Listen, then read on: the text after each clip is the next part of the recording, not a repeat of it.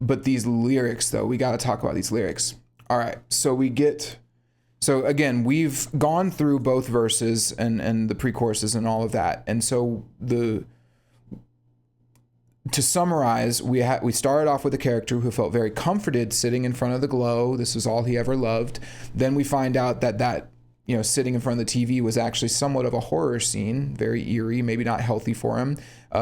Him chasing something new to fill an emptiness within him, or he is chasing something new to fill the emptiness within him, but it's probably not the best way to go about doing that, or he's not doing it the best way. The chorus told us that his love, his dreams, and his mind have become static, and that the seam that's maybe holding him together or keeping him from just fully being immersed in that static state is potentially breaking, or it's on the verge of breaking. The second verse established that he had actually recognized that he was in this situation and that he had actually attempted to reach out to anyone. He got no response, and so he went right back into the technology, spinning it back, with attempting to spin back time, which we know won't work because you can't spin back time. So this brings us to the second chorus. And he says static pulse. And truthfully, I think that this just gives us our conclusion. I think that you can look at this symbolically, but personally, I think it's actually quite literal. If your pulse is static, that means that you are no longer alive. Our character has passed away. Now, you could say symbolically, I believe that it's open to interpretation. He could actually literally be dead, or he could be sort of symbolically dead in the sense that he has lost his humanity. That's what we're establishing here. He's lost his humanity. It's done. So we were kind of worried, like, okay, he's gonna leave, or where's this character gonna end up? And now we know where they ended up. The character, or the character's humanity, is dead. He then says static gleam. So gleam is a very interesting word because it's got two meanings, dual meaning. It's a steady stream of light, like a light in the dark, so to speak. I think that this could be like a TV screen glow, or a gleam can be like a hint of emotion. So you would say, I wrote a sentence sounds like, I saw a gleam of joy in his eyes, right? So that's the way you would use it in a sentence. So great word for this. I think that you could obviously say, like, this could be imagery to describe just the TV going on perpetually. Because again, static gleam, so an unchanging stream of light.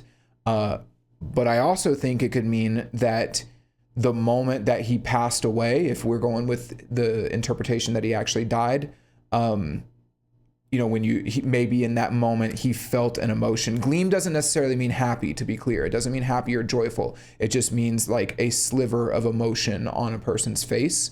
And I think that you could say, or you could interpret that little bit of emotion remained on his face when the moment he passed away, he felt something, and now that emotion is static on his corpse in perpetuity. That's what I'm saying. It's a very grim line, and I think that's a grim interpretation, but I think it's a perfectly valid interpretation, and it's actually the one that I like. He then says static touch. My guess here is that he's talking about the touch of death, but of all the lines, this is maybe the one where I was like not the most sure of. Let me know what you think. I think, yeah, I'm not sure, but my guess is that this is the touch of death. Again, he's lost his humanity, he's died, however you want to view that. But then he says static seam. He says static seam again. So we come back to that seam, but this time the seam is broken. He's either passed away literally, like he's died, and that's the end of him, or he has fully given up his humanity or any attempt to hold on to his humanity in favor of the static, so to speak. So he is just resigning himself to stagnation for the rest of his life.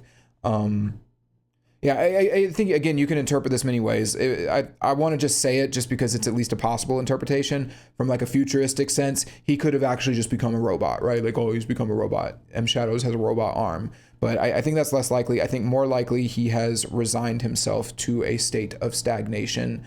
And even though he continues to live in this specific interpretation, he's not really human. He's not really living. He doesn't have love, dreams, no mind, no pulse, right? If he's alive. So regardless of your interpretations, of which there can be many, this is a very harrowing second chorus. It's a very dark, very serious second chorus that gives us the sort of end to the conflict to some extent. Our character has fully given into the static and they have died in one way or another. The next section, which is like a short breakdown, totally accentuates the severity of this moment.